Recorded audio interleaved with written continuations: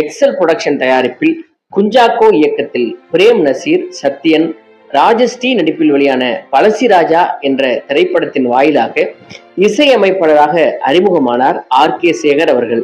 சுமார் 12க்கும் மேற்பட்ட பாடல்களுக்கு இசையமைத்த கே சேகரின் இசை அமைப்பில் வயலார் ராமவர்மா பாடல் வரிகளில் ஜே யேசுதாஸ் பின்னணியில் ஒலித்த சோட்டா முதல் சுடலை வரை என்ற பாடல் இன்று வரை கேரளாவில் பாரம்பரிய பாடலாக ஒலித்து வருகிறது.